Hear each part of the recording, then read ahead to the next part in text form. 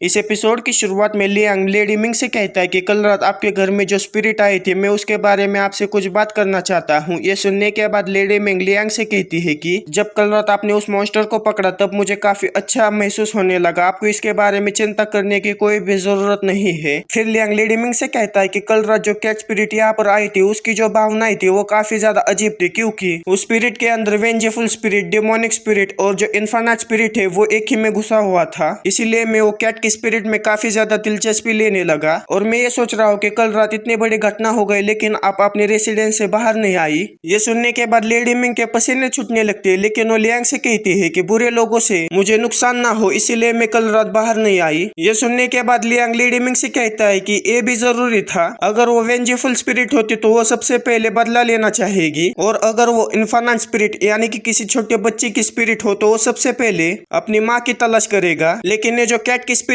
थी वो आपके मिंग के रेसिडेंस में बिना किसी को नुकसान पहुंचाए लगातार 3 दिनों से यहाँ पर आ रही है, मानो कि वो यहाँ पर कुछ ढूंढ रही है। ये सुनने के बाद लेडी मिंग लियांग से कहती है कि आखिर वो किस चीज को ढूंढ रही थी। ये सुनने के बाद लियांग लेडी मिंग से कहता है कि मैं भी यही सोच रहा था। आपकी जो मिंग फैमिली है वो अच्छे कामों के लिए जानी जाती है और उन्होंने कभी भी जानवरों को कभी नुकसान नहीं पहुंचाया, इसीलिए क्या ये हो सकता है कि वो अपनी माँ की तलाश कर रहा हूँ। लेकिन अगर ये डिमोनिक स्पिरिट है तो इसकी जो माँ है वो भी एक डिमन ही होगी, और जब से कैट स्पिरिट दिखने लगी है तब से कोई रेसिडेंस में छुपकर अपने आप को कभी भी किसी को नहीं दिखाता। आपको देखने से मुझे ऐसा लगता है कि आपको ये पता चल चुका है कि आखिर मैं क्या कहना चाहता हूँ। ये सुनने के बाद लेडी मिंग मुस्कुराने लगती है और लियांग से कहती है कि यंग हीरो चू ये कहना चाहते हैं कि मैं एक डीमन हूँ। ये सुनने के बाद लियांग उससे कहता है कि आप डीमन हो या नहीं, हम ये जल्दी ही पता लगाएंगे। ये सुनने के बाद जो लेडी मिंग है वो खड़ी हो जाती है और अपने दोनों हाथों को टेबल पर रखते हुए हमारे लियांग को घूरने लगती है। लेकिन जैसे हमारे लियांग की नजर उसके दो बड़े बड़े अरमानों के ऊपर पड़ जाती है, वैसे लियांग उनसे कहता है कि लेडी मिंग आपको खड़े होकर बात करने की कोई भी जरूरत नहीं है, आप बैठकर बात कर सकती है। फिर लेडी मिंग अपने मन में कहती है कि एक असली डीमन की पहचान तब तक बाहर नहीं आती जब तक वो अपने ऑरा को रिलीज नहीं करता। क्या ये शिव माउंटेन का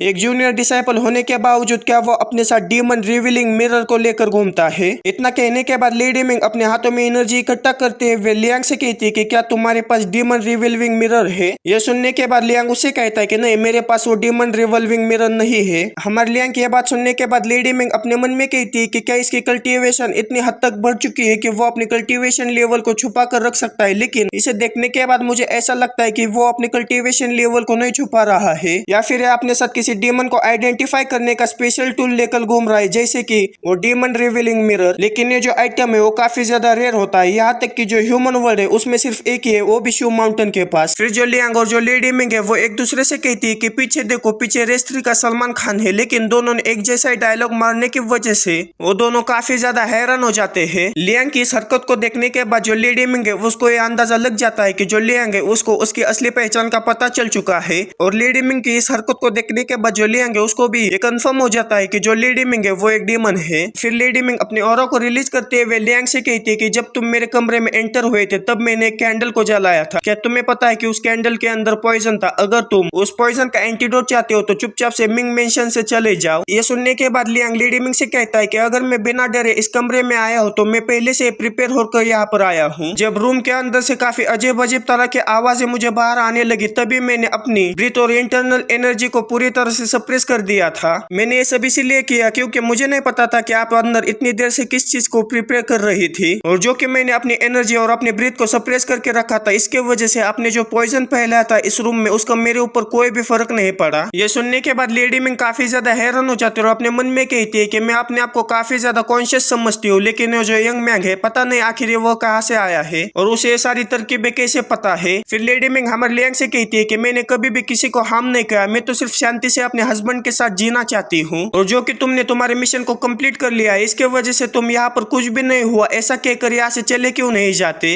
ये सुनने के बाद लियांग उससे कहता है कि लेडी मिंग, जबकि मुझे पता है कि यहाँ पर एक और डीमन है, अगर मैं बस इसी तरह घूम कर निकल जाऊँ तो ये ठीक नहीं रहेगा। ये सुनने के बाद लेडी मिंग लियांग से कहती है कि आखिर तुम मेरे ऊपर इस तरह से प्रेशर क्यों बना रहे हो। इतना कहने के बाद लेडी मिंग अपनी एनर्जी से एक स्नेक बनाते हुए हमारे लियांग के ऊपर हमला कर देती है, लेकिन हमारा लियांग भी काफी आसानी से उसके हमले से बच जाता है, और उसे अपने ऊपर हमला करता हुआ देखकर लियांग भी जल्दी से अपने ब्रेसलेट में से अपनी तलवार को बाहर निकालते हुए उस एनर्जी के सांप को काटने की कोशिश करने लगता है। लेकिन लेडी मिंग अपनी उसी एनर्जी के सांप का इस्तेमाल करते हुए हमारे लियांग की तलवार को पकड़ लेते हैं और उन दोनों एक दूसरे को अपनी तरफ खींच खींचने लगते हैं। फिर लेडी मिंग अपनी एनर्जी के शॉप को वहीं पर छोड़ देती है और अपने हाथों में एनर्जी इकट्ठा करते हुए सीधा लियांग के ऊपर हमला करने के लिए उसकी तरफ बढ़ जाती है। लेडी मिंग को अपने ऊपर हमला करता देख जो लियांग है वो अपनी जगह से बिल्कुल भी नहीं हिलता। जब लेडी मिंग हमारे लियांग के काफी ज्यादा करीब पहुंचती है तभी लियांग थोड़ा सा पीछे हट जाता है, जिसकी वजह से जो लेडी मिंग है वो हमारे लियांग को छू भी नहीं पाती और वो थोड़ा सा आगे गुजर जाती है। लेकिन तभी लियांग इसी मौके का फायदा उठाते हुए अपने ब्रेसलेट में से उसे डीमन बाइंडिंग रोप का इस्तेमाल करते हुए हमारी लेडी मिंग को पकड़ने की कोशिश करने लगता है। लेकिन लेडी मिंग काफी आसानी से उस रोप से बच जाती है। लेकिन वो जो डीमन बाइंडिंग रोप है वो अपनी उसी जगह से डायरेक्शन चेंज करते हुए सीधा फिर से लेडी मिंग की तरफ बढ़ने लगता है। वो जो डीमन रोप है वो काफी तेजी के साथ हमारी जो लेडी मिंग है उसे पकड़ने के लिए उसकी तरफ बढ़ जाता है और उस रोप को अपनी तरफ बढ़ता देख जो लेडी मिंग है वो काफी ज्यादा हैरान हो जाती है, क्योंकि वो रोप सीधा आकर उनके पिछवाड़े में घुसने वाला होता है। इसलिए उछलते हुए उस डीमन बाइंडिंग रोप से बचने की कोशिश करने लगती है, लेकिन वो डीमन बाइंडिंग रोप उनको पकड़ लेता है। उस डीमन रोप को देखने के बाद जो लेडी मिंग है वो अपने मन में कहती है कि ये जो रोप है वो काफी ज्यादा अजीब है। फिर वो लेडी मिंग हमारे लियांग से कहती है कि मुझे अभी यहीं पर जान से मार दो। ये सुनने के बाद जो लियांग है वो उस रोप से लेडी मिंग को और भी ज्यादा टाइटली पकड़ लेता है। वो रोप काफी बुरी तरह से लेडी मिंग को पकड़ लेती है। फिर हमारे लियांग लेडी मिंग की तरफ बढ़ने लगता है। उसे अपनी तरफ आता देख जो लेडी मिंग है वो काफी ज्यादा डरने लगती है और लियांग से कहती है कि तुम आखिर मेरे साथ क्या करना चाहते हो। तभी हमें मिंग को दिखाया जाता है जो कि काफी तेजी के साथ वहां पर पहुंच चुका होता है, क्योंकि उसे लेडी मिंग के कमरे से काफी आवाजें सुनाई दे रहे होती है। और जब वो सामने की तरफ देखता है तो काफी ज्यादा हैरान हो जाता है, क्योंकि वो लियांग और लेडी मिंग को काफी अजीब तरह की सिचुएशन में देख लेता है। और वो पूरा सदमे में जाते हुए हमारे लियांग से कहता है कि ऐसा लगता है कि मैं गलत समय पर यहाँ आया हूँ। ये सुनने के बाद लियांग उससे कहता है कि नहीं, तुम बिल्कुल सही समय पर यहाँ पर आए हो। लेकिन मिंग उनके किसी भी बात पर ध्यान न देते हुए कहता है कि आप दोनों एक साथ यहाँ पर क्या कर रहे हो, आखिर आप लोगों के बीच में क्या चल रहा है। ऐसा लगता है कि जैसे मैं गलत समय पर आया हूँ। फिर वो रोते हुए कहता है कि जब तक लेडी खुश है तब तक मैं इसे एक्सेप्ट करूंगा। ये सुनने के बाद लियांग उससे कहता है कि नहीं नहीं, तुम बिल्कुल सही समय पर आए हो। ये सुनने के बाद मिंग लियांग से कहता है कि क्या तुम हम दोनों का फायदा उठाना चाहते हो। उसकी इतनी घटिया बात सुनने के बाद जो लियांग है वो काफी ज्यादा गुस्सा हो जाता है, चिल्लाते हुए उनसे कहता है कि तुम दोनों शांत हो जाओ। फिर लियांग मिंग के हाथों में उस रोप को थामते हुए उसे कहता है कि मिस्टर मिंग, सचमुच मेरा कोई गलत इरादा नहीं है, सबसे पहले आप लेडी मिंग को उठाइए। फिर मिंग हमारे लेडी मिंग को उठाते हुए लियांग से कहता है कि मुझे नहीं पता कि आखिर यहाँ पर क्या हुआ है, लेकिन क्या आप मेरी लेडी को उस रूप से आजाद कर सकते हैं। ये सुनने के बाद लियांग मिंग से कहता है कि मैं अभी जो कुछ भी तुम्हें बताने वाला हूँ वो बिल्कुल सच है। जो मैंने आपके वाइफ के बॉडी के ऊपर रिस्ट्रिक्शंस लगाई है उसे फिलहाल मैं हटा नहीं सकता, क्योंकि आपकी जो बीवी है वो एक डीमन है। ये सुनने के बाद जो मिंग है वो काफी ज्यादा हैरान हो जाता है और कहता है कि क्या मेरी बीवी डीमन है। फिर वो चिल्लाते हुए लियांग से कहता है कि ये बिल्कुल गलत है, मेरी बीवी कभी भी डीमन नहीं हो सकती।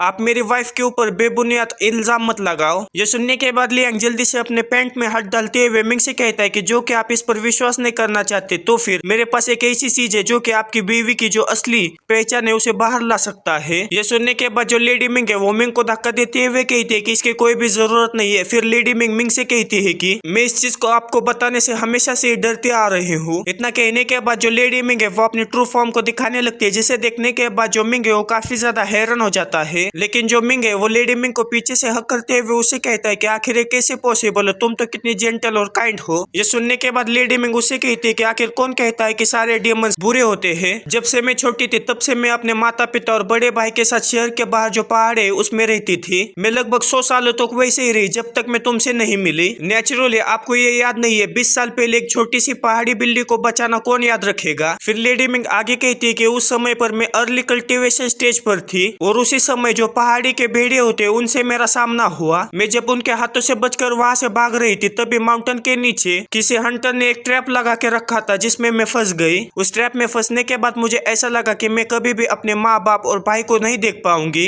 लेकिन तभी वहां पर से एक लड़का गुजर रहा था जिसने कि मेरी मदद की। फिर लेडी मिंग आगे कहती है कि इसके बाद मैंने लगन से अपनी कल्टीवेशन की। इन 10 सालों की कल्टीवेशन में मैंने अपनी शेप शिफ्टिंग टेक्निक के ऊपर सबसे ज्यादा काम किया और आखिर में मैंने ह्यूमन फॉर्म में ट्रांसफॉर्म होने की जो आर्ट थी उसमें मास्टरी हासिल की। मैं अपने भाई को बिना बताए उस माउंटेन से सिटी में आकर मौज मस्ती करने लगी, लेकिन मैंने कभी भी नहीं सोचा था कि सिटी में आ जाने के बाद मैं आपसे फिर से मिलूंगी। तुम काफी ज्यादा बड़े हो चुके थे लेकिन तुम अभी भी बचपन में जैसे दिखते थे वैसे ही दिख रहे थे। सब कुछ एक सपने जैसे लगने लगा, मुझे तुमसे प्यार हो गया। उसके बाद हम दोनों ने शादी कर ली। मैं उस दिन काफी ज्यादा खुश थी और एक दिन में प्रेग्नेंट हो गई। ये सुनने के बाद जो मिंग है वो काफी ज्यादा हैरान हो जाता है और उससे कहता है कि क्या तुम प्रेग्नेंट हो गई थी। ये सुनने के बाद लेडी मिंग रोते हुए उसे कहती है कि हाँ, नेचुरली मैं शादी के बाद प्रेग्नेंट हो गई थी, लेकिन अगर मैंने मेरे बच्चे को जन्म दिया तो सबको ये पता चल जाएगा कि मैं एक डीमन हूँ। मैं आपसे झूठ बोलकर माउंटेन के पीछे चली गई और वहाँ पर जाकर मैंने अपने बच्चे को अबॉर्ट कर दिया। ये सुनने के बाद जो लिंग है वो भी फूट फूट कर रोने लगता है और लेडी मिंग के गले लगते हुए उसे कहता है कि अगर आप डीमन भी होते हो तो उससे क्या फर्क पड़ता है। मैंने आपसे पहले भी कहा है अगर आप डीमन भी रहे तब भी मैं आपसे उतना ही प्यार करूंगा जितना मैं अभी करता हूँ।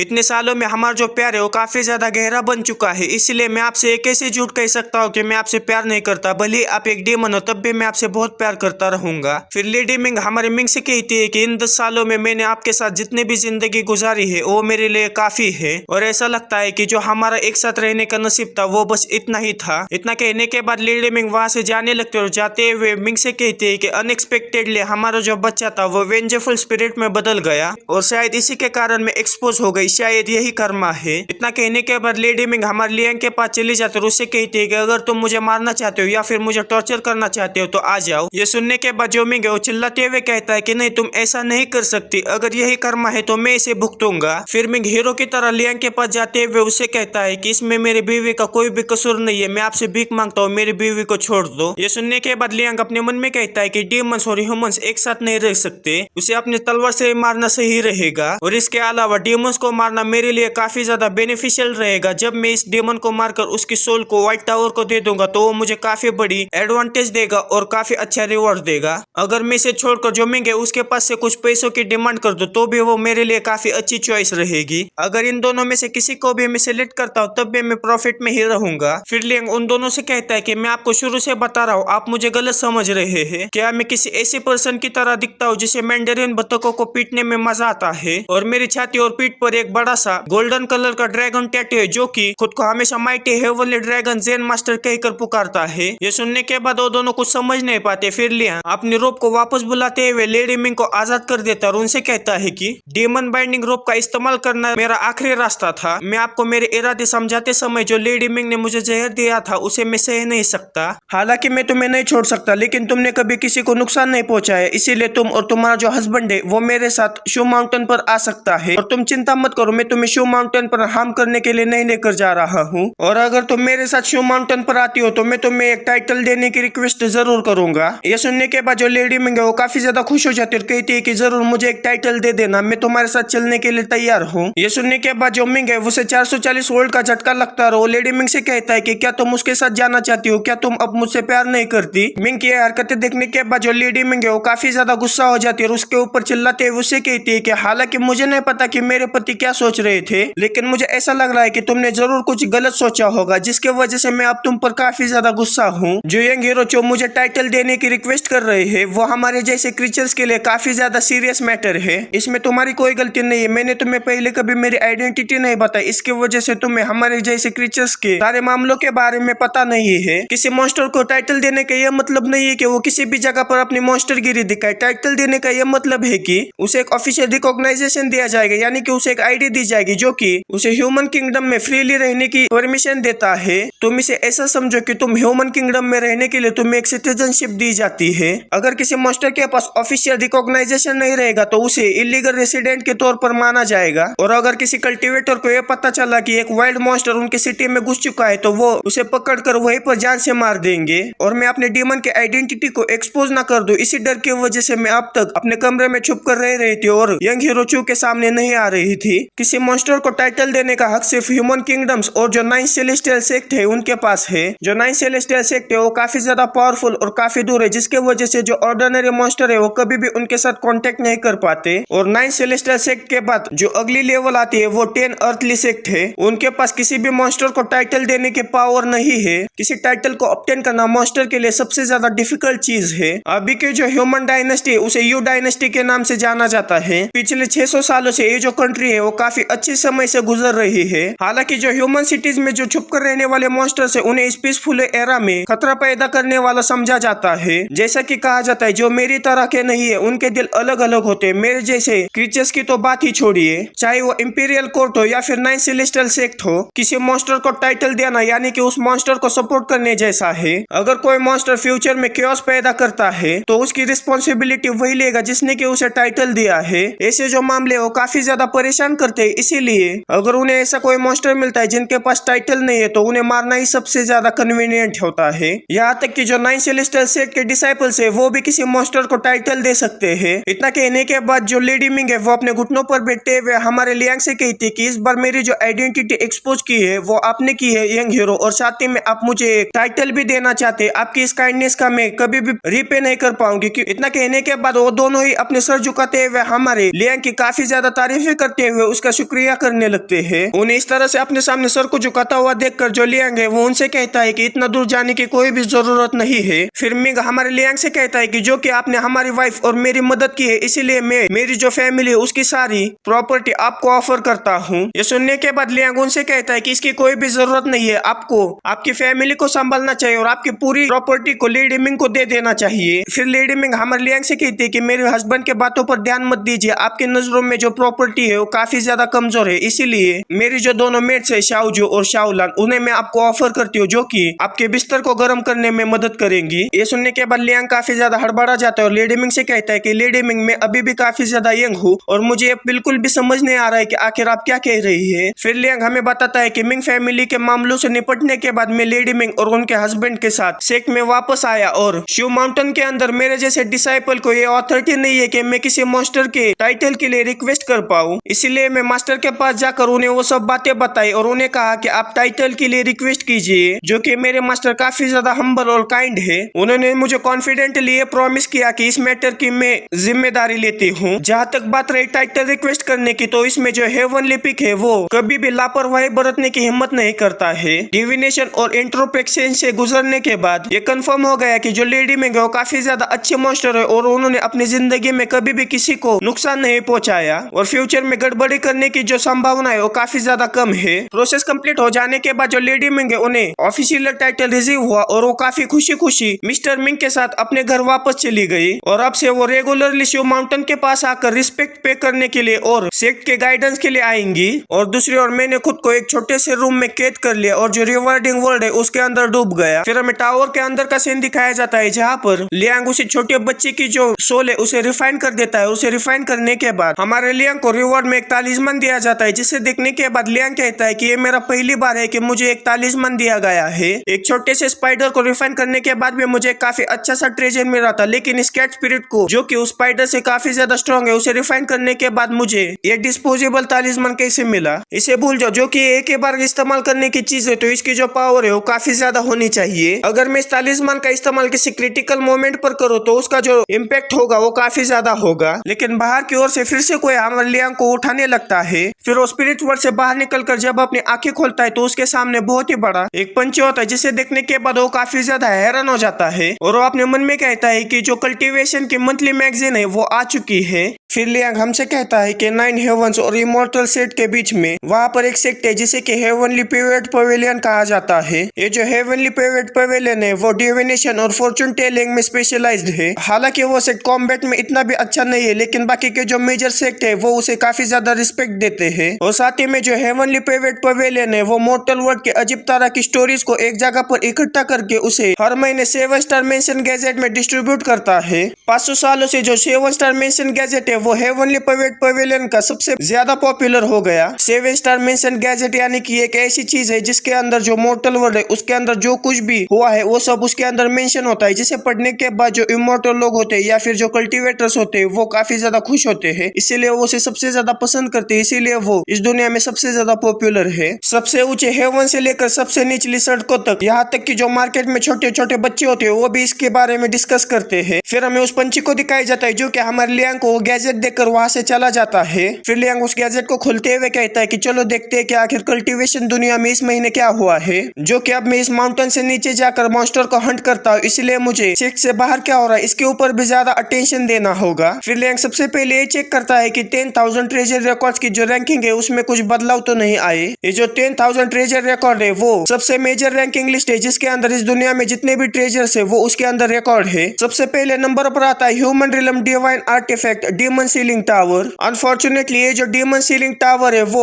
1000 ट्रेजर रिकॉर्ड्स के टॉप स्पॉट पर आता है, लेकिन जब शू माउंटेन के अंदर ये था तब ये उनसे खो गया था। उस ट्रेजर को देखने के बाद हमारे लिए काफी ज्यादा निराश हो जाता है और कहता है कि ये अफसोस की बात है, उस समय शू माउंटेन 9 हेवंस की जो रैंक है उसके अंदर आने के लिए सक्षम था। यहाँ तक कि जो टॉप इमोर्टल सेक्ट है उसकी भी पोजीशन रखता था, लेकिन 500 सालों पहले मेजर इंसिडेंट की वजह से शू माउंटेन ने सुप्रीम डिवाइन आर्टिफैक्ट को खो दिया। अभी तो ये सवाल उठ रहा है कि आखिर शू माउंटेन 9 हेवंस के अंदर रैंक करना डिजर्व भी करता है या नहीं। फिर सेकंड पोजीशन पर आता है 7 स्टार स्वॉर्ड, जो कि सेलेस्टियल प्लैंक पवेलियन के पास आता है, जिसे कि यूज किए हुए काफी सारा समय हो गया। उन्होंने उस तलवार को 100 सालों पहले इस्तेमाल किया था जब डीमन सेक्ट ने उनके ऊपर हमला कर दिया था, लेकिन उन्होंने एक ही तलवार के स्ट्राइक के साथ 300 से भी ज्यादा डिमोनिक कल्टिवेटर्स को मारा था। लेकिन ये अफसोस की बात है कि जब भी वो 7 स्टार स्वॉर्ड का इस्तेमाल करते हैं तो उन्हें काफी बड़ी प्राइस को पे करना पड़ता है। फिर थर्ड पोजीशन पर आता है स्टोन ट्रेजर रिकॉर्ड, जो कि मिस्टी हिडन इमोर्टल माउंटेन के जो मिरर हेवन भगवा है उनके पास है। जो मिस्टी हिडन इमोर्टल माउंटेन है वो भी 9 हेवंस में से एक आता है, और जो मिरर हेवन भगवा है वो लेजेंडरी डिवाइन आर्टिफैक्ट है जो कि हेवनली रिलम से नीचे गिरा था। और दुनिया में ये अफवाह है कि जो मिरर है उसे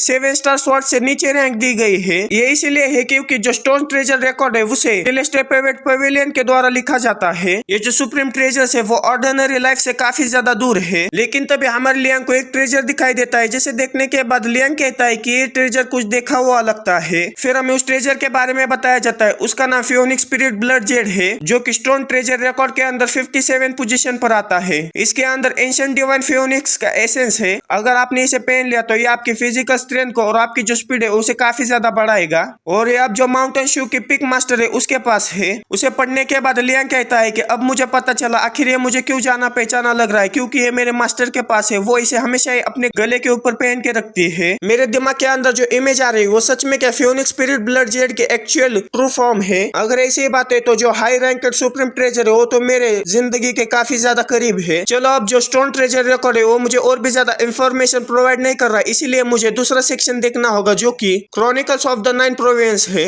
इसे देखने के बाद मुझे ऐसा लगता है कि इस महीने के अंदर काफी ज्यादा मेजर इवेंट्स हुए हैं। सबसे पहले हिडन इमोर्टल माउंटेन का जो चीफ डिसाइपल है वो अपने सेक्लूजन से बाहर आया है, और जो डार्क किंग के साथ जो फर्नेस माउंटेन की बैटल थी वो फर्नेस माउंटेन जीत गया और उन्होंने डायरेक्टली सिल्वर किंग को मार डाला। और जो पर्पल गोल्ड मर्किस था वो काफी ज्यादा इंजर्ड हो गया और वहां से भागने में कामयाब हो गया। जो डार्क किंग सेक्ट था वो बाकी के जो डिमोनिक सेक्ट है उसके अंदर काफी ज्यादा स्ट्रॉन्ग होता जा रहा था। यह अच्छी बात है कि उस इमोर्टल ने काफी अच्छा कदम उठाया और उन्होंने पूरे के पूरे डार्क किंग सेक्ट को तबाह कर दिया। अब मुझे ये जानना है कि आखिर डार्क किंग सेक्ट का जो मिस्टीरियस मास्टर है वो कैसे रिस्पॉन्ड करेगा। अगली खबर है कि जो अर्थ सेक्ट के सैन जू वैली है उसने एक काफी ज्यादा पावरफुल फीमेल डिसाइपल को प्रोड्यूस किया है, जिसका के नाम लाओ यू है। वो डिसाइपल अभी साउथर्न रीजन में काफी ज्यादा एक्टिव है और उसके जो मेथड्स है वो काफी ज्यादा रूथलेस है। उसने 1 महीने के अंदर 3 विचक्राफ्ट और जो 3 इविल सेक्ट है उसे पूरी तरह से खत्म कर दिया है। जो सैन जू वैली है वो विचक्राफ्ट के ऊपर पूरी तरह से रिलाई करती है। ये एक ऐसा मेजर सेक्ट है जो कि राइटियस भी है और अनऑर्थोडॉक्स भी है। अगली न्यूज है जो वांग जुआनलिंग है, जो कि सुशांत सेठ का जेड स्वॉर्ड पिक का मास्टर है।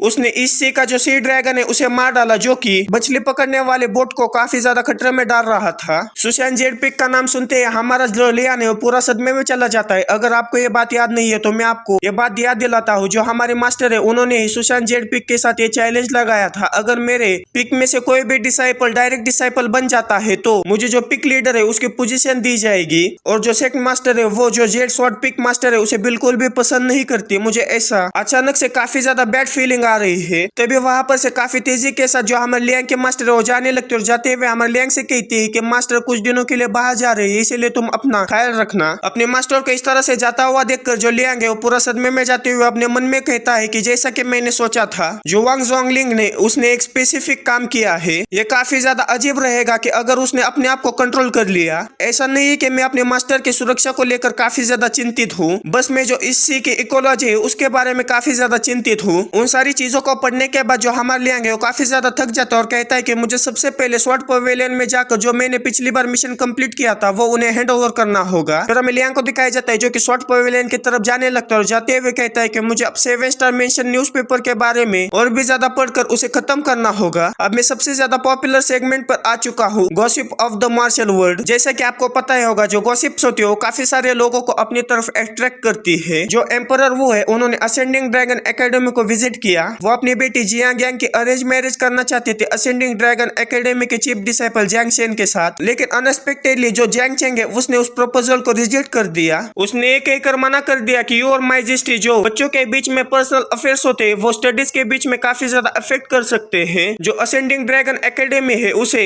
इंपीरियल कोड बैकअप देता है, जिसके वजह से वो 10 रिलम के टॉप सेट के रैंकिंग में आता है। जो असेंडिंग ड्रैगन एकेडमी का चीफ डिसाइपल है जियांग चेंग, उसका जो फ्यूचर है वो काफी ज्यादा ब्राइट है, चाहे वो कल्टीवेशन करे या फिर कोर्ट के अंदर सर्व करे। लेकिन उसने जो मैजेस्टी के प्रपोजल को रिजेक्ट कर दिया, इसके वजह से उसका जो फ्यूचर है वो अनप्रिडिक्टेबल हो चुका है। और ये सिर्फ एम्परर नहीं है जो कि अपनी बेटी के लिए अच्छा सा पार्टनर ढूंढ रहे हैं, यहाँ तक कि जो थंडर फोर्ट्रेस के लॉर्ड है उन्होंने भी एक मैसेज भेजा है। उसने अपनी बेटी होंगलिंग के लिए टैलेंटेड हस्बैंड ढूंढने के लिए 10 प्रीशियस ट्रेजर को दहेज में देने का वादा किया है। लेकिन जो 9 प्रोविंस के हीरोज है वो कभी भी इसे एक्सेप्ट नहीं करेंगे। ये इसलिए क्योंकि पहले उन्होंने एक वार्निंग दी है कि जो कोई भी मेरी बेटी के साथ शादी करेगा उसकी जो कल्टीवेशन है वो काफी ज्यादा हाई होनी चाहिए। अगर उनकी कल्टीवेशन ज्यादा नहीं होगी तो मैरिज के पहले ही दिन वो मेहमत का खाना बनेगा। ये जो मिस हुआंग लियांग है उसकी जो पर्सनैलिटी है वो काफी ज्यादा स्ट्रांग है। और इस मार्शल वर्ल्ड के गॉसिप के अंदर हमारे शू माउंटेन के बारे में भी एक न्यूज है। जियांग जियांग, जिसे शू माउंटेन की फेरी कहा जाता है, वो फेंग चैंगयांग जो कि तियांग वांग सेट का एक डिसाइपल है, उसके साथ खाना खाते हुए और जो ड्रंकन मून टावर का जियांगांग है उसके साथ शराब पीते हुए दिखाई दी।